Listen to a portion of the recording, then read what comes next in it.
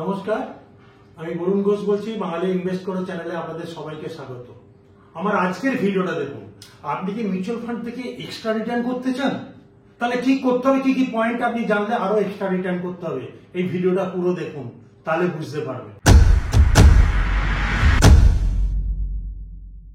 1 নম্বর point আমি লিখে দিচ্ছি, একটা একটা করে আপনারা নোট করুন। Develop your knowledge. আপনি নলেজ ডেভেলপ করলে কেউ আপনাকে ঠকাতে পারবে না। নালে না নলেজ ডেভেলপ করে ইনভেস্ট করলে আপনি ঠকবেন না, ঠকার চান্স বেশি। তাহলে কোনটা করবেন, ডিসিশন আপনাকে নিতে হবে। কারণ প্রত্যেকদিন আপনারা বিভিন্ন জনকে বিভিন্ন জায়গায় আপনারা মেসেজ করছেন, একটা ভালো ফান্ডের নাম বলুন, আমি অ্যাপের মাধ্যমে করবো না, কোথায় যাব, ব্যাংকের মধ্যে করলে কি সুবিধা হবে। সেই জন্য কি বলছি, নলেজের অভাব। যারা নলেজ ডেভেলপ করবেন তারা বেশি গেনার হবেন। হ্যাঁ না আপনারা ডিসিশন নিন। 2 নম্বর পার্ট হচ্ছে ইনভেস্ট করার আগে সেট ইওর ফাইন্যান্সিয়াল গোল। এটা না করলে আপনার ক্ষতি হবে। কারণ আমার কাছে যে ফোনগুলো আসছে সেগুলোর পরিপ্রেক্ষিতে এবং যে কমেন্টস গুলো আসছে সেগুলোর পরিপ্রেক্ষিতে আপনাদের বলছি, আপনি ফাইন্যান্সিয়াল গোলটাকে সেট করুন। আপনার কখন কিরকম টাকা জমা মানে টাকা লাগবে সেটা যদি আপনি না জানেন, আপনি কিভাবে টাকা জমাবেন। আমার কাছে ফোন আসছে, আমার কাছে বা মেসেজ করছেন বা কমেন্টস করছেন, আমার এত টাকা আছে, 3 বছর আমি মিউচুয়াল ফান্ডে রাখতে চাই, 3 বছর পর আমি এই টাকাটা তুলতে চাই। আমি আমার ভিডিওতে দেখবেন অনেক জায়গায় বলেছি, শর্ট টার্মের জন্য মিউচুয়াল ফান্ড করবেন না। বিলো 5 ইয়ার্স কোনো মতে মিউচুয়াল ফান্ডে টাকা রাখবেন না। এটা মাথায় রেখে আপনারা ইনভেস্ট করার প্ল্যান করুন। সেই জন্য সেট ইওর ফাইন্যান্সিয়াল গোল। কারণ অনেকে বলছেন 10 বছরের জন্য এসআইপি, 20 বছরের এসআইপি, কিন্তু জানেনই না। সেই জন্য একটা থিওরি আমি বলা আছে, 60 হচ্ছে আমাদের রিটায়ারমেন্টে, 60 মাইনাস কারেন্ট এজ। কারণ হচ্ছে এই সময়টা আমাদের রিটায়ারমেন্টে 60, তার মধ্যে আমাদের নিজেদের বিয়ে, ছেলে মেয়ের এডুকেশন, ছেলে মেয়ের বিয়ে, বাড়ি করা, বেড়াতে যাওয়া অ্যান্ড হেলদি রিটায়ারমেন্ট সব এই গোলের মধ্যে ডিপেন্ড করবে। সব তত বছর টেনিউরে আপনারা আপনাদের ফাইন্যান্সিয়াল প্ল্যানিং করবেন। একটা 21-22 বছরের ছেলে বলছে আমি 20 বছরের জন্য, গোলই জানে না, আমি আর্লি রিটায়ারমেন্ট। আর্লি রিটায়ারমেন্ট করতে গেলে আপনার গোলটাকে তাকে সেট করতে হবে। সেই গোলের উপর আপনি ডিপেন্ড করবে কতটা রিস্ক নিতে পারবেন না পারবেন না। Time Horizon is very very important এখানে। কারণ প্রত্যেকটা মানুষের এক গোল হতে পারে না, এক রিস্ক অ্যাপাটাইট হতে পারে। এগুলো জানার চেষ্টা করুন, দিয়ে ইনভেস্ট করবেন, তাহলে আপনারাই রিটার্ন পাবেন। Choice is your. 3 number, SIP না অর লামসাম, কোনটা করব? দুটোই ভালো, দুটোকেই জানতে। এসআইপি মানে কি, আমি আর্লি স্টার্ট করছি, মার্কেট উঁচু নিচু হয়। আমি আপনাদের বলেছি মার্কেট এরকম উতাল পাতাল করে, এরকম করে উঠে, এরকম উঠতে যায়, এরকম পড়তে যায়। স্মল ক্যাপের হরাইজন এরকম হয়। দয়া করে এগুলো জানুন, বুঝুন, দিয়ে ইনভেস্ট করুন। কারণ যাদের টাকা ব্যাংকে পড়ে আছে বা লামসাম পড়ে আছে এফডিতে, তাদেরকে বলি লামসামটাকে আপনি কোনো ফান্ডে রাখুন যেখানে আপনাকে এফডি থেকে বেশি রিটার্ন দেবে। কিন্তু আপনি যদি টাকা এখন সবাই রোজগার করছেন, তাদের তো লামসাম নেই, তারা এসআইপি করুন। লামসাম করার তালিকাও আলাদা, মানে যে কিভাবে করা উচিত। অনেকে প্রশ্ন করছেন কখন মার্কেটে ইনভেস্ট করবো, এখন মার্কেট হাই আছে, এখন ইনভেস্ট করা উচিত। আপনি যদি বুঝতে পারছেন মার্কেট হাইয়ে ইনভেস্ট করা উচিত না, তাহলে প্রশ্নটা অবান্ত। মার্কেট যখন পড়ে তখন লামসামে ইনভেস্ট স্টেপ বাই স্টেপ করে। কেন? এসআইপি তে যদি এটা যারা সম্ভব প্রত্যেকটা অ্যাডিশনাল পারচেজ করা মার্কেট পড়ার সময় যদি আপনি নেট ব্যাংকিং বা ডেবিট কার্ড দিয়ে ম্যান্ডেট রেজিস্টার করেন, আমার মনে হয় তাহলে সম্ভব। তাহলে আপনারা মার্কেট পড়লে প্রত্যেকটা আপনাকে মার্কেটে বসে থাকতে হবে, অ্যাডিশনাল পারচেজ করে যেতে হবে। মার্কেট পড়লে আমি কিনবো, যেটা ডিম্যাটে শেয়ারে খুব সম্ভব। মার্কেট দেখে পড়েছে আমি কিনবো, তাহলে আপনার রিটার্ন অনেক বেশি হবে। আর সেই জন্য সবসময় আমাদের সময় বা আমরা পারি না, এসআইপি করে ছেড়ে দাও। ও মার্কেটে অটোমেটেড আমি শিখিয়ে দিয়েছি কিভাবে এসআইপি করতে হয়। একটা ডেটে নিতে নেই, বিভিন্ন ভাবে এসআইপি করতে হয়, সেটা আপনাকে দিতে হবে। আর এসআইপি তে লং টার্ম, আবার বলছি, মিড ক্যাপ স্মল ক্যাপে বেশি রিটার্ন দেয় rather than any multi cap বা হাইব্রিড ফান্ড বা ফ্লেক্সি ক্যাপ। সাময়িক এখন দিচ্ছে বা লং টার্মের হিস্ট্রি নেবেন, আপনারা গুগলে সার্চ করুন। আমি আপনাদেরকে গুগলের দেখিয়ে দিচ্ছি last 10 years and above mid ক্যাপে কত রিটার্ন, স্মল ক্যাপে কত রিটার্ন, লার্জ ক্যাপে কত রিটার্ন, ব্যালেন্স ফান্ডে কত রিটার্ন, নিফটি 50 কত রিটার্ন, সেইভাবে আপনারা রিস্কটাকে অ্যাডজাস্ট করুন। লং রানে 10 years and above mid cap small cap মোটেই খারাপ না এসআইপি তে। আবার বলছি আমি, বাট ফান্ড চয়েস করবেন আপনি গুগল দেখুন লাস্ট 10 ইয়ার্স এন্ড অ্যাবাভ তাদের পারফরমেন্স রেকর্ড না দেখে করবেন না। ক্লিয়ার? তাহলেই আপনি বেশি রিটার্ন কামাবেন। কারণ মিড ক্যাপ স্মল ক্যাপ এরকম দারুণ ভোলাটিলিটি হয়, আর লার্জ ক্যাপ বা মাল্টি ক্যাপ ছোট ছোট এরকম ভোলাটিলিটি হয়। তো রিটার্ন এসআইপি তে আপনি নিচে নিচে পারচেস করলে তাহলে ভালো হবে না এসআইপি তে। আর লামসামটা এই ছোট ছোট ডাউনে যদি আমি অ্যাডিশনাল পারচেস করতে পারি, এই ডাউনে প্রত্যেকটা ডাউনে লামসামেও রিটার্ন হবে, দুটোতেই হয়। বাট কোনটা পারবেন সেটা ডিপেন্ডস করছে আপনার ওয়ালেটের উপরে, ব্যাংক ব্যালেন্সের উপর। লামসাম করবেন না এসআইপি করবেন। মার্কেট যদি কিছু বুঝতে না পারেন কি হবে, লামসাম টাকাটাকে 1 বছর 2 বছরে ভাগ করে আপনি ইনভেস্ট করে দিন, পুরো বছরে ভাগ করে দিন, বা 2 বছরে ভাগ করে দিন, বা 3 বছরে ভাগ করে ইনভেস্ট করুন। আপনি এফডি গুলোকে 1 বছর 2 বছর এইভাবে করুন, বা 6 মাস অন্তর অন্তর করুন, ম্যাচিওর হবে, ওই টাকাটা এসআইপি তে যাবে। দুটোই সম্ভব, এই করলে আপনি বেশি রিটার্ন পাবেন। 4 নম্বর, যখন মার্কেট পড়বে অ্যাডিশনাল টপ আপ নিন। একটু একটু করে টাকা জমলে মার্কেটে রেখে দিন, যে income minus investment is equal to expenses বলি, সেই এক্সপেন্স করেও যদি কিছু টাকা বাঁচে আপনি অ্যাডিশনাল পারচেসের জন্য ধরে রাখুন। মার্কেট যখন ডিপার কারেকশন হবে সেই সময় প্রত্যেকটা অ্যাডিশনাল পারচেস করলে আপনার রিটার্ন বেশি হবে। কারণ এই প্রত্যেকটা জিনিস আমি একটা ভিডিওর মধ্যে এনে দিচ্ছি, যাতে আপনাদের পয়েন্টগুলো নোট করে রাখুন, যাতে আপনাদের সুবিধা হয়। Clear? 5 number, choose the right fund. Very important.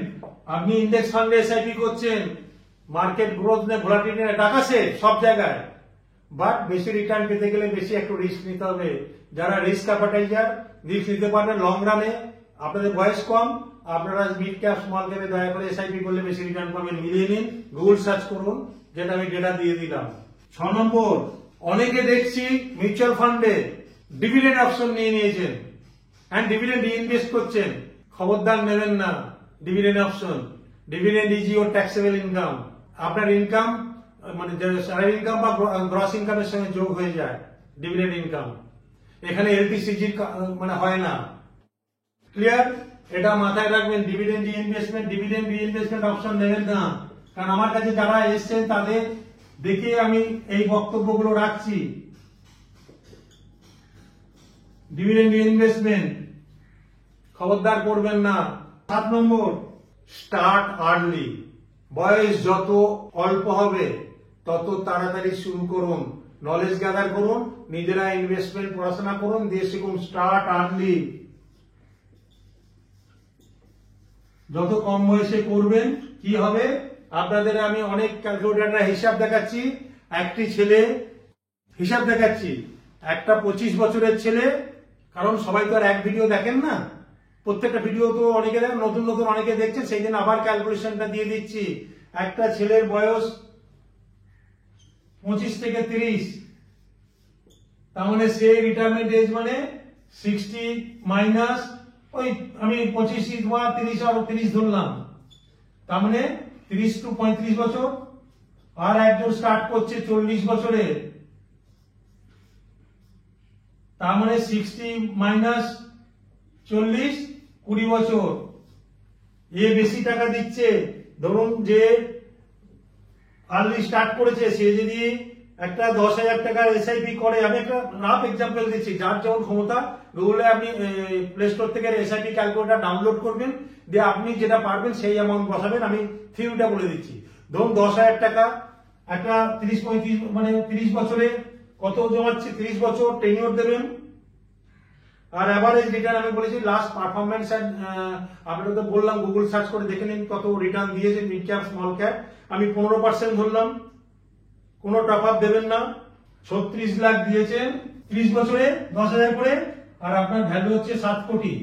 যদিও অনেকের প্রশ্ন আছে ইনফ্লেশন ওই সময় কত হবে, আরে ভাই এই টাকাটা থাকলে তো ইনফ্লেশনের সঙ্গে আমি যুদ্ধ করতে পারবো, তখনকার যেরকম জিনিসের দাম হবে ভ্যালুয়েশন তো কমবে, টাকার দাম সবাই জানে। তো রুল অফ মানে ইনফ্লেশনের 75 রেট অফ ইনফ্লেশন করলেই তো বোঝা যায় কত বছরে টাকা হাফ হয়ে যাচ্ছে। এই ফর্মুলা আমি অনেকবার দিয়েছি, সেই জন্য অনেকে আমাকে এখানে কোশ্চেন করছেন 60 বছর পর এই টাকাটার ভ্যালু কি। সেই জন্যই তো ওই এফডি বা ইন্স্যুরেন্স বা এমআইএস থেকে বেরিয়ে যেতে বলছি। কারণ 7% ইন্টারেস্ট বা রিটার্ন আর 7% আমার ইনফ্লেশন, টাকা বাড়লো। বাট মিউচুয়াল ফান্ডে যদি 15% হয় তাহলে ইনফ্লেশন বিট করে তো এই টাকাটা হচ্ছে, সেটা ভাববেন। তাহলে ভ্যালু কমে যাবে, এই 7 কোটির ভ্যালু 100%। সেটা নিয়ে আমি আমার একটা ভিডিওতে আমি দেখাচ্ছি কি হয়, একটা ভিডিও নিয়ে আসবো ইনফ্লেশনের ভ্যালু কি হয়। ডেফিনেটলি ইনফ্লেশন তো মাথায় রাখার জন্যই এই ক্যালকুলেশনটা দেওয়া হচ্ছে, যে তথাকথিত সেভিংস হ্যাবিট থেকে বেরিয়ে আপনি ইনভেস্টমেন্ট হ্যাবিটে আসুন, মিউচুয়াল ফান্ডে এসআইপি করুন। এর জন্য কোনো বিশাল রকেট সায়েন্স লাগবে না, জানলে বুঝলেই হবে। ক্লিয়ার? আর একটা ছেলে যদি 20 বছর পরে এর থেকে বেশি টাকা দিচ্ছে, সে 20,000 টাকা করে দিচ্ছে 20 বছর, সেম ইন্টারেস্ট, তাহলে সে কত পাচ্ছে? সে 48 লাখ টাকা দিচ্ছে, একটা 20 বছর করে ডবল টাকা, মানে 10,000 থেকে ডবল করছে, 48 লাখ টাকা দিচ্ছে, কিন্তু তার ভ্যালু হচ্ছে 3 crore। তাহলে বুঝতে পারছেন, আর্লি স্টার্ট করলে রিটার্ন বেশি পাওয়া যায়। সো 7 নম্বর পয়েন্ট, এটা আপনাদের শিখিয়ে দিলাম। এরপরে হচ্ছে এই যে এসআইপি গুলো যখন করেন না, ইমোশনকে অ্যাভয়েড করুন, অ্যাভয়েড ইমোশন। কারণ ইমোশনকে যদি অ্যাভয়েড না করতে পারেন, যে এটা ইমোশন মানে এখানে রিটার্ন দিচ্ছে বেশি বেশি, এটাকে তুলে নাও, এটা শেয়ার মার্কেট নয়। আমাকে যে গত সপ্তাহে ফোন এসেছিল যে আমি 1 লাখ টাকা ইনভেস্ট করেছি স্যার, আমার এক মাসে 1,27,000 হয়ে গেছে স্যার, আমি কি করব, প্রফিট বুক করে নেবো? বা মানে 1 বছর হয়নি, তার মার্কেট যেহেতু অনেক হাই। তা এটা সেই নয়। আপনি পেশেন্স রাখুন, পেশেন্স রাখুন, পেশেন্স রাখুন। পয়সা আপনাকে, ইমোশনকে দূরে রাখুন, যে রিটার্ন মানি বেঁচে দেবো। সরি, এটা মানে আমাকে এক্সাম্পল দিয়েছে, 1 লাখ ইনভেস্ট করেছিলাম, আমার 1,07,000 হয়ে গেছে, আমি বুকিং করি। আমি বললাম আপনার তো 20% শর্ট টার্ম গেন লাগবে, 1,400 টাকা বেরিয়ে যাবে, তাহলে কি করবেন? পাচ্ছে ওটা ধরে রাখুন, পড়লে আবার ইনভেস্ট করবেন। তা এই ইমোশন গুলোকে দূরে রাখুন, রাখলে আপনার লাভ। 9 নম্বর, ইনভেস্ট রেগুলারলি। হ্যাবিটটাকে নষ্ট করবে না, ইনভেস্ট রেগুলারলি। সেই জন্য বলছি এসআইপি কে বন্ধ করবে না, রেগুলারলি এসআইপি কে বন্ধ রাখবেন না। বন্ধ রাখলে আপনার ক্ষতি, কারণ রিটার্ন কম হবে। যে সময়টা আপনি, অনেকে বলছেন স্যার মার্কেট হাই আছে, এখন কি আমি এসআইপি স্টপ করে দেবো? আপনিও জানেন না, আমিও জানেন না। এসআইপির মতো চলবে, আপনাকে রিটার্ন দিয়ে যাবে। কারণ বেশি তো বলছি না, রিটার্ন আপনাকে দিয়ে যাবে। নাহলে মার্কেট যখন পড়বে, আপনি ট্রেডিং অ্যাকাউন্ট খুলুন, সেখানে আপনি অ্যাডিশনাল পারচেজ করুন। মার্কেট পড়লে তাহলে আপনাকে মার্কেটে বসে এই কাজটা করতে হবে। আপনি চাকরি করবেন, ব্যবসা করবেন, না এই কাজটা করবেন দিনে, কোনোদিনই সম্ভব নয়। সিস্টেমে ছেড়ে দিন। এবার হচ্ছে 10 নম্বর, ইনভেস্টমেন্ট হ্যাবিট। এটাকে তৈরি করুন, নট সেভিংস হ্যাবিট। অনেকে টাকা জমান bank, post office, insurance. Compare করে নেবেন। ওই জন্য বলি নলেজ গ্যাদার করুন, আপনার কোন ইন্স্যুরেন্সের দরকার, টার্ম না এন্ডোমেন্ট, না মানি ব্যাক, না ইউলিপ। ডিসিশন আপনি পড়াশোনা করুন, আপনি জানতে পারবেন কোন ইন্স্যুরেন্সটা আপনার দরকার। তাহলে আপনি পরিষ্কার বুঝতে পারবেন কোনটা, মানে কোন আমাদের মতো লোক যেহেতু আপনাকে বলবে এটা তার বেনিফিট দেখবো, আমরা আমার বেনিফিট দেখবো, তারপর আপনার বেনিফিট দেখবো। আগে নিজের বেনিফিট খুঁজুন, কোনটা করলে আপনার ভালো হবে। সো ইনভেস্টমেন্ট হ্যাবিট তৈরি করুন, নট সেভিংস হ্যাবিট।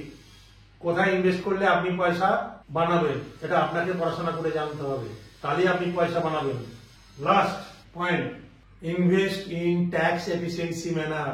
খুব ইম্পর্টেন্ট। কষ্টের টাকা কিভাবে ট্যাক্স প্ল্যানিং করা যায়, কারণ আমার কাছে অনেকে এসছেন কিভাবে ইনভেস্টমেন্ট প্ল্যানিং করতে হয় সেটাই জানেন না, কিভাবে ট্যাক্সকে বাঁচাতে হয় সেটাই জানেন না।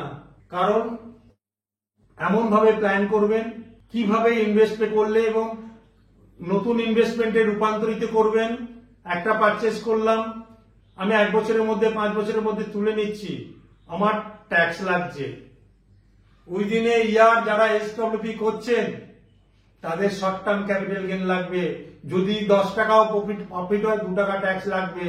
সেই জন্য যারা এখান থেকে মান্থলি মানে টাকা তুলছেন তাদের কাছে রিকোয়েস্ট, 1 বছর না হলে টাকা তুলবেন না, তাহলে আপনার ট্যাক্স লেগে যাবে শর্ট টার্ম ক্যাপিটাল গেইন। সেটা মাথায় রেখে এই ট্যাক্স এফিসিয়েন্সি জিনিসগুলো দেখবেন শর্ট টার্ম গেন করছে কিনা বা লং টার্ম গেনকে অ্যাভয়েড করতে গেলে আমায় কি করতে হবে সেটা জানুন।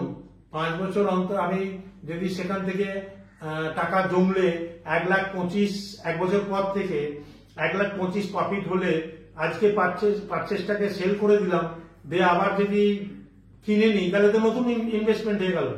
তাহলে এইভাবে নতুন ইনভেস্টমেন্ট ট্যাক্স বাঁচিয়ে না নিউ ইনভেস্টমেন্ট করা যায়।